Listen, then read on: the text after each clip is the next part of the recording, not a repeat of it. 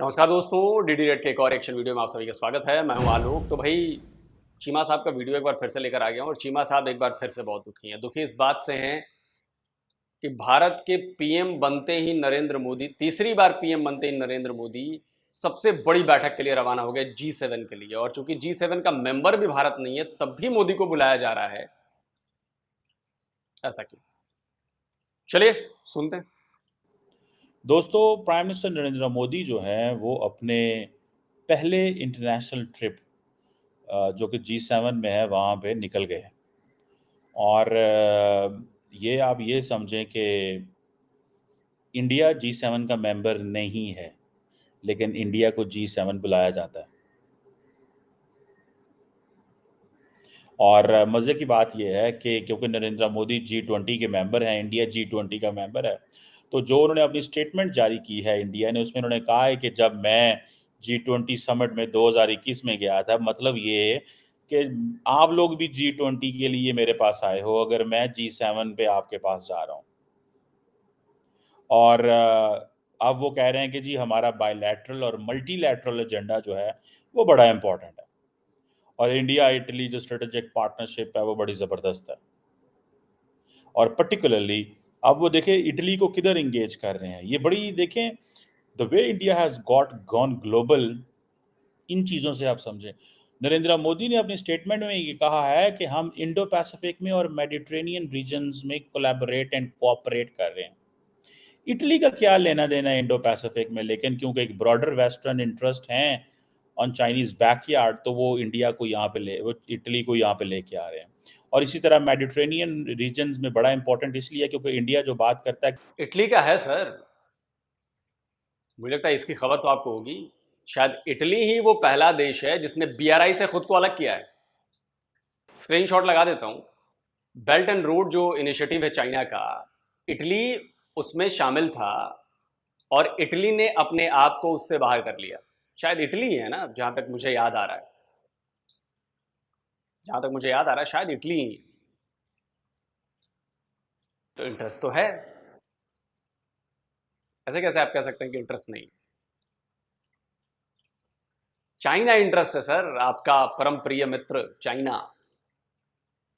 कि India middle east Europe corridor की बात करता है, तो वो समझते हैं कि हमें ज़रूरत है मेडिटेरेनियन में, क्योंकि जब वो ट्रेड रूट जिसने मुंबई से शुरू होकर मिडिल ईस्ट जाना है, मिडिल ईस्ट से ट्रेन पे और गाड़ियों पे जाना है, फिर आगे उसने जो है वो जाके रेड सी से उतर के और उसने फिर मेडिटेरेनियन ओशन सी में जाना है एंड देन यूरोप में जाना है, तो उन्हें पता है कि यही ग्रीस और इटली ने हमारी मदद करनी है। आपको याद होगा थोड़ा अर्सा पहले ग्रीस के प्राइम मिनिस्टर आए हुए थे इंडिया में, और बड़े लंबी चौड़ी बातें हुई और बड़ा कुछ हुआ। सो इन चीज़ों को थोड़ा समझें इस सेंस में, ये बड़ी इंपॉर्टेंट डेवलपमेंट्स हो रही हैं जिसका इंडिया हिस्सा है। सो जितनी भी ग्लोबल एक आउटरीच है या ग्लोबल एक कनेक्शन बिल्ड हो रहे हैं, India is a part of that connection. ठीक है जी। अब होगा क्या, अब सुनने में तो ये आया कि मोहम्मद बिन सलमान जो हैं उनको भी इनवाइट किया गया था G7 के इजलास में, लेकिन वो नहीं जा रहे। वो कह रहे हैं हमारा हज सीजन है तो हम नहीं जा सकते। समझ रहे हैं, हालांकि कोई मसला नहीं है, जाना था 2 घंटे के लिए अटेंड करके आ जाना था, लेकिन जानबूझ के मोहम्मद बिन सलमान नहीं गए। वो इसलिए नहीं गए क्योंकि उनको पता है कि हम मेंबर तो है नहीं है, हम क्यों जाएं वहां जाके बैठें और आपका एहसान लें। बेसिकली तो वो ये कह रहे हैं हम एहसान लें। अच्छा, ये चीज़ इंडिया पे भी फिट हो सकती है कि why India is accepting these invitations, अगर मोहम्मद बिन सलमान ने एक्सेप्ट। देखिए सर, एमबीएस का अलग लफड़ा है। एमबीएस ने अभी, आपने लेटेस्ट, आपने खबर नहीं पड़ी होगी, स्क्रीनशॉट लगा देता हूं। एमबीएस ने यूएस के साथ एक डील तोड़ दी है। बोला है कि डी डॉलराइजेशन कर दिया। जो ट्रेड डील है ना, डॉलर में जो ट्रेड होगी उसकी, फ्यूल की, ऑयल की, वो खत्म कर दिया। बोला कि हम अलग अलग करेंसी में भी करें। यानी कि सऊदी अरबिया अब सिर्फ डॉलर में डील नहीं करेगा। तो जाहिर सी बात है, इस पर जाएंगे तो बात होगी, बहुत सारी चीजें होंगी।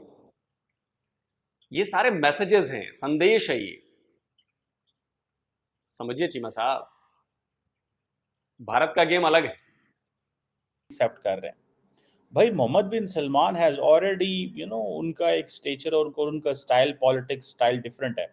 वो एक अथॉरिटेरियन गवर्नमेंट है, उनकी स्टाइल डिफरेंट है। Narendra Modi is a democracy, वो उनके साथ हैं, ठीक है जी। और मज़े की बात तो सुनने में ये पता चला है कि नरेंद्र मोदी जो हैं, वो G7 की मुलाकात के लिए जा रहे हैं, तो साथ में वो इटली भी जाएँगे और पोप वेटिकन से मुलाकात करेंगे। This is what I heard. Pope Vatican से इटली में मुलाकात भी करेंगे नरेंद्र मोदी। इसकी क्या सिग्निफिकेंस हो सकती है? इसकी बड़ी इंपॉर्टेंट सिग्निफिकेंस है, particularly in case of Manipur के हवाले से। क्योंकि इंडिया क्या कर रहा है कि इंडिया ने के जो ताल्लुकात हैं, वो चाहता है कि हमारे क्रिश्चियन वर्ल्ड के साथ ताल्लुकात ख़राब ना हों। और अगर क्रिश्चियन वर्ल्ड के साथ ताल्लुकात ख़राब होते हैं, हमारे बारे में ये तासुर जाता है कि हम माइनॉरिटीज़ के साथ उस तरह नहीं हैं या क्रिश्चियन आबादी के साथ उस तरह नहीं है, तो ये तासुर को ख़त्म करना चाहते हैं। So basically Narendra Modi outreach करना चाहते हैं। यही बात है कि थोड़े दिन पहले आपने सुना होगा। जी नहीं सर, आप गलत असेसमेंट कर रहे हैं। क्या पीएम मोदी पहली बार जा रहे हैं ऐसे क्या वेटिकन में पोप से मिलने? तो पहले भी जा चुके हैं, तब तो मणिपुर का कुछ नहीं हुआ था। आप लोग यही इसको एनालाइज करने में गड़बड़ी कर देते हो। आप लोग ना फौरन अपने फायदे के हिसाब से चीजों को जोड़ लेते हो, क्योंकि आपके यहाँ माइनॉरिटीज के साथ क्या हो रहा है, आपके यहाँ क्रिश्चियन माइनॉरिटीज के साथ क्या होता है, आपके यहाँ क्रिश्चियन माइनॉरिटीज को किस काम के लिए रखा गया है। क्या मैं बोलूं, सिर्फ कूड़ा कचरा साफ करने के लिए, गटर साफ करने के लिए रखा गया है? उनको राइट्स नहीं देते आप उनका कंपेयर हमारे यहाँ की माइनॉरिटी से करते हो। यहां पर मैं हिंदू हूं, एक क्रिश्चियन है, एक मुस्लिम है, एक जू है, कोई भी हो, सबके राइट्स बराबर हैं। किसी को किसी खास काम के लिए नहीं रखा गया है, समझे सर? तो पहले जब पोप से मिलके आए थे तो उस समय तो कोई मणिपुर नहीं हुआ था। आप लोग कुएं से निकलो सर। कि जो आरएसएस चीफ है मोहन भगवत, वो भी उस हवाले से बात कर रहे थे कि बाकी जगहों पे तो चीज़ें नॉर्मल हो रही हैं, वहाँ पे क्यों नहीं नॉर्मल हो रही। बहरहाल, लेकिन ये जो सारे का सारा आप G7 का एजेंडा देखें तो आपको पता चलेगा कि नरेंद्र मोदी पोप वेटिकन से मिल रहे हैं, यूक्रेनियन प्रेसिडेंट ज़ेलेंस्की से मिल रहे हैं, फ्रेंच प्रेसिडेंट मैक्रोन से मिल रहे हैं, ट्रूडो से मिल रहे हैं, बाकी लोगों से भी मिल रहे हैं। और इनकी बहुत सारी साइडलाइंस पे मीटिंग भी है। अब कनाडा के जो प्राइम मिनिस्टर से जब मुलाकात होगी तो उधर कुछ ना कुछ तो टक-टक होगी ना, ठीक है जी। और ये चीज़ें जो हैं, that tells us the story कि इंडिया जो है वो जिस तरह G7 के अंदर अपने फुटप्रिंट जो है वो गाड़ चुका हुआ है। दरअसल सच्ची बात मैं देखूँ, अगर इसमें इसको अगर एनालाइज़ किया जाए तो G7 का इंडिया के बगैर अब गुज़ारा ही नहीं है। G7 का इंडिया के बगैर कोई गुज़ारा नहीं है, ठीक है जी। और G7 को इस चीज़ का पता है। G7 इन चीज़ों को जानता है। G7 इन चीज़ों को देख रहा है कि भाई साहब, एक तरफ आप ये समझें कि नरेंद्र मोदी के साथ एंगेज करना है। एक तरफ अगर आप ये देख रहे हैं कि नरेंद्र मोदी के साथ एंगेज करना है, तो वो कैसे एंगेज करना है? तो वो समझ रहे हैं कि इंडिया को बड़े प्लेटफ़ॉर्म्स का हिस्सा बनाया जाए। जितना ज़्यादा हम इंडिया को बड़े प्लेटफ़ॉर्म्स का हिस्सा बनाएँगे, उतना ज़्यादा हम लॉन्ग टर्म ताल्लुक इंडिया के साथ डेवलप कर सकते हैं। कई लोगों का तो कहना ये है ना कि क्या करना है? क्यों इंडिया चाहता है इस तरह? क्यों यूरोप चाहता है? भाई, यूरोप और अमेरिका को समझ है कि उस खित्ते के अंदर अगर डेमोक्रेसी के हवाले से देखा जाए, तो अगर आपको याद होगा कि मगरब ये कहता है कि India is our fellow democracy, 1 point. फिर वो कहते हैं जी इंडिया के साथ तो हमारे जो हैं वो कल्चरल ताल्लुकात हैं। कोई कहता है हमारे सिविलाइज़ेशनल ताल्लुकात हैं। असल में मसला क्या है? असल में मसला ये है, सबको पता है कि इंडिया के पास अब पैसे हैं। इंडिया की इकोनॉमी तगड़ी हो गई है। इंडिया के साथ पास बिज़नेस मिलेगा, कंज्यूमर मार्केट है। वो जाते हैं, वो इटली के हेलीकॉप्टर खरीदते हैं इंडियंस, फ्रांस जाते हैं राफेल खरीदते हैं, अमेरिका जाते हैं ड्रोन खरीदते हैं। तो सारे के सारे जो ममालिक हैं, उनको तो इस चीज़ का पता है कि that's how we have to get a support of India से मदद लेनी है हमने। एंड देन सबसे बड़ी बात, जो ज़ाहिर बात है एक आम बंदे को नहीं समझ आएगी, सबसे बड़ी बात ये है कि इंडिया इस मोमेंट के ऊपर इंडिया एक तरफ से एक एज ए शील्ड खड़ा हुआ है। This is what west thing. और वो शील्ड ये है कि जो वेस्टर्न वर्ल्ड के जो इंटरेस्ट हैं वो कैसे प्रोटेक्ट करने हैं। और इंडिया कहता है जी हम डेमोक्रेसी, हम अथॉरिटेरियनिज्म के खिलाफ हैं, हम रशिया, हम जो चाइना की बात है उसके, वो चाइना के खिलाफ हैं, सो हम तो वो अथॉरिटेरियनिज्म के साथ मिलकर सपोर्ट कर रहे हैं। This is what India says. ये चीजें अगर आप देखें तो आपको अंदाजा होगा कि जो क्या उसे बोलते हैं, थिंग्स कैसे चलेंगे। अब डॉक्टर जयशंकर जो है वो 24 घंटे उनको गाइड कर रहे हैं, एडवाइस कर रहे हैं, ठीक है जी। और जब गाइड और एडवाइस करेंगे तो नरेंद्र मोदी के पास बड़ी चॉइसेस हैं, बड़ी तगड़ी किस्म की चॉइसेस हैं। और ये गो के बहुत सारे लोग ये बातें कर रहे हैं कि जनाब वो होना दरअसल ये है कि कोलिशन गवर्नमेंट है, the foreign policy. No no no, when it comes to the foreign policy, वो नरेंद्र मोदी की जो कोर फॉरेन पॉलिसी प्रायोरिटीज है उसको तब्दील नहीं कर सकते। फॉर एग्जांपल, तमाम खित्ते के साथ ताल्लुकात कैसे होंगे नरेंद्र मोदी डिसाइड करेंगे। हाँ, पाकिस्तान एक अलहदा पोजीशन है, चाइना एक अलहदा पोजीशन है।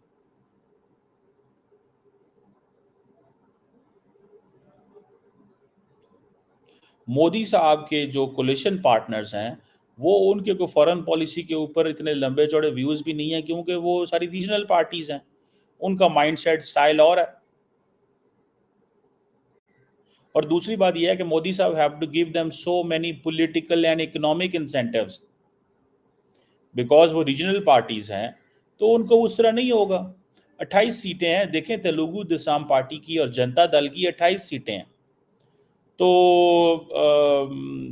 वापस जो है अगर वो 28 चली भी जाएं तो पीछे 265 रह जाती हैं और एलाइज साथ मिल जाएंगे।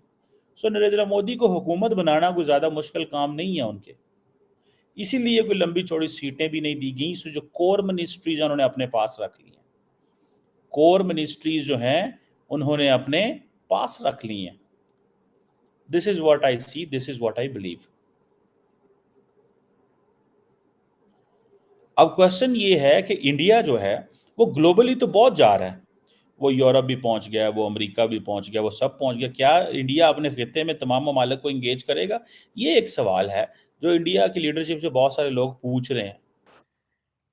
पाकिस्तानी पूछ रहे हैं सर, बहुत सारे लोग नहीं पूछ रहे हैं। हम श्रीलंका के साथ एंगेज हैं, हम भूटान के साथ एंगेज हैं, हम बांग्लादेश के साथ एंगेज हैं, हम चाइना के साथ एंगेज हैं, हम अफगानिस्तान के साथ एंगेज हैं। लोकल खित्ते में किससे एंगेज नहीं, बस आपसे एंगेज नहीं है। हम तो मालदीव के साथ भी एंगेज हैं सर। इतने पंगे होने के बाद भी प्रधानमंत्री मोदी ने जब शपथ ले रहे थे तब भी मालदीव के प्रेसिडेंट को बुलाया और मालदीव के प्रेसिडेंट आए। हम तो लोकल खित्ते में भी इंगेज हैं सर, सिर्फ पाकिस्तान से छोड़कर। नेपाल के साथ भी हमारी इंगेजमेंट है, हर चीज़ की इंगेजमेंट है हमारी, सिर्फ आपसे नहीं। और क्यों नहीं है ये वजह आप जानते हैं, तो आप डायरेक्टली बोलिए कि पाकिस्तान से क्यों नहीं इंगेजमेंट है, बाकी सबसे इंगेजमेंट है। एक घुमा फिरा कर जलेबी की तरह गोल गोल गोल गोल। भारत की नीति एकदम क्लियर है, फोकस एकदम क्लियर है। ठीक है जी, बहुत सारे लोग पूछ रहे हैं, जैसे फॉर एग्जांपल इंडिया पापा न्यू गिनी को तो एड भेजता है, लेकिन खित्ते में अगर कोई ऐसा मसला होता है जैसे एडवर्सरी कंट्री है तो उधर इंडिया की क्या पोजीशन है। सो इंडिया जो है उसको, ये जो पर्टिकुलरली अगर आप देखें कि G7 में बुलाया जाना, बेसिकली इंडिया को मेन स्ट्रीम किया जा रहा है। अगर वो यूएन सिक्योरिटी काउंसिल में परमानेंट नहीं डालते, फॉर एग्जांपल मैं मिसाल देता हूँ, यूएन सिक्योरिटी काउंसिल में परमानेंट नहीं डालते तो सो व्हाट, उनको कोई फर्क नहीं पड़ता, वो कहते हैं इनको इन प्लेटफॉर्म पे ले आओ। अब सुनने में आया कि यहाँ पे एक प्रपोजल आ रहा है कि $50 बिलियन का लोन दिया जाए यूक्रेन को, ताकि वो जो फ्रोजन रशियन एसेट्स हैं, ठीक है जी, उनको इस्तेमाल किया जा सके। आप देखिए ना, फ्रोजन रशियन एसेट्स अगर यूक्रेन को दिए जाते हैं, ये प्रपोजल G7 में आ रहा है, और ये सारी की सारी बातें जो हैं वो एक सदर्न इटली का टूरिस्ट रिजॉर्ट है, लग्जरी रिजॉर्ट है, वहां पे हो रही हैं। और सुनने में आया कि जो इस वक्त जो जो डायलॉग है वो ग्लोबल साउथ और यूनिटी के ऊपर है। उसका मतलब ये है कि ग्लोबल साउथ को इंगेज किया जाए। तो इसका मतलब है इंडिया को मजीद इंगेज किया जाए। इंडिया को ज्यादा इंगेज करेगा तो वो ग्लोबल साउथ को इंडिया लीड कर रहा है। इंडिया को आप आशीर्वाद दो, इंडिया को सपोर्ट दो, इंडिया को थपकी दो, इंडिया के ऊपर अपना हाथ रखो ताकि वो सारा कुछ कर सकें। और एक यूनिटी भी है, और विद इन द वेस्ट एक यूनिटी चाहिए, जो कि यूनिटी वो बड़ी देर से देख रहे हैं मिसिंग है। एक यूनिटी जो चाहिए। सो इंडिया, क्योंकि इस सारे की सारी G7 का जो थीम है वो ग्लोबल साउथ है कि डायलॉग कैसे करना है ग्लोबल साउथ के साथ और यूनिटी कैसे। सो इंडिया के बगैर who is doing global south? China तो नहीं कर रहा। यहां भी कैनेडियंस भी रेलिवेंट हो जाते हैं। सो जो कनाडा के इंडिया के साथ मसले हैं वो भी रेलिवेंट्स का शिकार हो जाते हैं। इसीलिए तो इंडिया असर्टिव है। ठीक है जी। अब सुनने में आया कि जो पोप हैं वो भी G7 के अजलास से एड्रेस करेंगे। हालांकि पोप से जारी बात है, वो G7 के वो जितने भी इन स्टेट्स हैं, क्या इनको कह सकते हैं कि भाई ये आप जो जो इसराइल जो फ़लस्तीन में हो रहा है उसके ऊपर कुछ बोलें, जो यूक्रेन पे हो रहा है उसको कुछ करें। हज़ारों लाख। क्यों, मुझे लगता है कि पोप ने तो बोला भी है कि ये ठीक नहीं हो रहा है, जल्दी खत्म होना चाहिए। अब मतलब मुझे एकदम याद नहीं आ रहा, लेकिन मुझे लग रहा है कि शायद कुछ तो बात हुई थी इस पर। लाखों लोग जो हैं वो मारे जा रहे हैं पूरी दुनिया में कॉन्फ्लिक्ट्स में। उसके वाले से ह्यूमैनिटी क्या कर रही है? वो सारे एक दूसरे को इल्ज़ाम देते हैं। अब सुनने में आया कि वो जो पोप फ्रांसिस हैं वो जो रशिया की फुल स्केल इन्वेजन है यूक्रेन पे, उस पर भी बात करेंगे और इसराइल हमास वॉर की भी बात करेंगे जो गजा के अंदर है। अब सुनने में आया है कि इस दफ़ा उन्होंने बहुत सारे जो अफ्रीकन लीडर्स हैं उनको भी बुलाया। अब सऊदी अरब को भी बुला रहे थे। सऊदी अरब इसीलिए तो नहीं आया, उसने कहा कि हमें अब अफ्रीका से मिला रहे हैं, हमें अब ग्लोबल साउथ से बुला रहे हैं, हमें अब you consider as part of Africa और you consider as part of global south. Basically Mohammed bin Salman ने स्नब किया है ना इटली को, या पूरे G7 को ही समझ लें कि सबसे उन्होंने कहा कि यार मेरे आपके साथ बायलैटरल ताल्लुकात बड़े अच्छे हैं, मुझे कोई फर्क नहीं पड़ता, जाओ पाचो। ये चीज मुझे समझ आ रही है।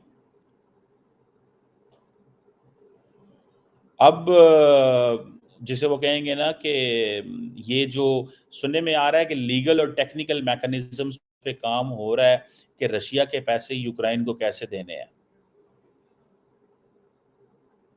ठीक है जी। लेकिन क्वेश्चन, चलिए बातचीत कर खत्म करते हैं, मोटा मोटी बात समझ में गया। अब आपको समझ में आ रहा है कि ब्रिटेन से 100 टन सोना हम वापस भारत क्यों लेकर आए, वहाँ के सेफ में हमने क्यों नहीं छोड़ा। और धीरे धीरे ये कई बार ऐसा होगा, जहाँ जहाँ हमने अपने सोना रखा है वो वापस आएगा। अब आप समझ रहे हैं, रशिया का फ्रीज किया हुआ एसेट, उसके पैसे यूक्रेन को दिए जाएंगे। आप समझ रहे हैं ये खेल क्या है। भारत इन मामलों में बहुत आगे सोचता है। तो जिन लोगों को लग रहा था कि अरे ये सोना क्यों लेकर आए, क्या हो गया, ऐसा क्या होगा, इस वजह से मैंने भी एक वीडियो बनाया तो उसमें बताया भी था कि ये वजह है। और ये चीज़ें अब क्लियर हो गई ना। अब G7 मिलकर तय करेंगे जो रशिया के जो फ्रोजन एसेट्स हैं वो पैसे यूक्रेन को दिए जाएं रशिया के खिलाफ। $50 बिलियन का राउंड का मामला है कुछ। अब आप समझिए। तो मैं हमेशा कहता हूं, जो दिखता है वो होता नहीं है, जो होता है वो दिखता नहीं है। जियो पॉलिटिक्स में बहुत कुछ परत दर परत चीजें चलती हैं, बहुत। रही बात G7 की, तो मुझे लगता है कि बहुत जल्द कहीं ऐसा ना हो जाए कि G8 हो जाए, G7 से बदल के G8 हो जाए, इंडिया को इसमें शामिल कर लिया जाए। और बगैर इंडिया की बात चीमा साहब की सही है कि बगैर इंडिया के G7 नहीं है। आप देखिए, दुनिया की सबसे ज्यादा पॉपुलस कंट्री, दुनिया की सबसे बड़ी market, open market, democracy, China नहीं है, चाइना की तरह नहीं, डेमोक्रेसी और opportunities, safety, security, investment, growth, सब कुछ इंडिया का सही डायरेक्शन में। तो G7 को भी अगर ग्रोथ करनी है तो बिना भारत को साथ लिए ग्रो नहीं कर सकता। हमने हवाई जहाजों की डील की थी, उस डील से कितने देशों को फायदा हुआ? ब्रिटेन को, अमेरिका को, आई थिंक एयरबस के साथ किए या बोइंग के साथ, एयरबस और बोइंग दोनों के साथ। आप सोचिए कितना फायदा हुआ, कितनी कंट्रीज को फायदा हुआ, स्पेन तक को फायदा हुआ उससे। तो बगैर भारत के चलना मुश्किल है, और भारत अपनी ये मजबूती पहचानता है, जानता है, और समझता है और उसको यूटिलाइज करना जानता है। हम अपनी शर्तों पर इस अपनी मजबूती को यूटिलाइज करेंगे, हम अपनी इकोनॉमी को भी ग्रो करने के लिए, हम अपने लोगों को ग्रो कराने के लिए, बिजनेस के लिए, पर कैपिटा इनकम बढ़ाने के लिए। जो मुझे लगता है कि इस 5 साल में हमारा सबसे ज़्यादा टारगेट है पर कैपिटा इनकम को बढ़ाना।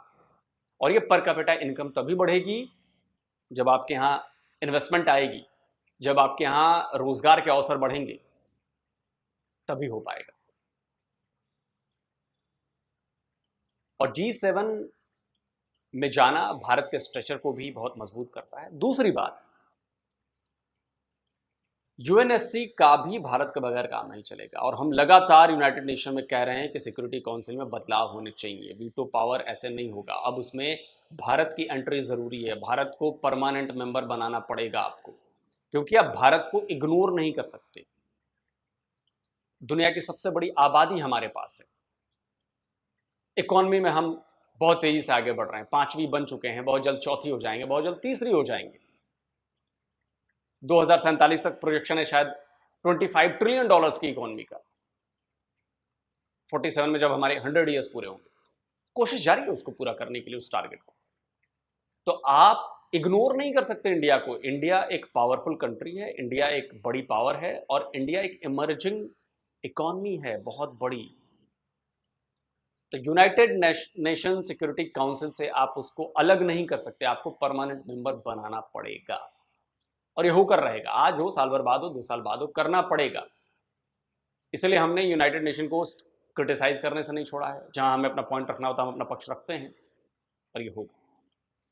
बाकी पाकिस्तान जलता रहे, चिढ़ता रहे, कुड़ता रहे, पाकिस्तान का कुछ नहीं हो सकता, क्योंकि आपका पीएम भीख मांगने जाता है, हमारा पीएम बताने जाता है दुनिया को कि हम ये करने जा रहे हैं और ये करना चाहिए। That's the difference between India and Pakistan. औकात, तो अपनी अपनी औकात के हिसाब से काम रहा है। भारत की औकात जो है वो कर रहा है, पाकिस्तान की औकात जो है वो कर रहा है। आप क्या कहते हैं औकात के बारे में? कमेंट करके जरूर बताइए। जल्दी मिलता हूं एक और नए वीडियो के साथ। नमस्कार, जय हिंद।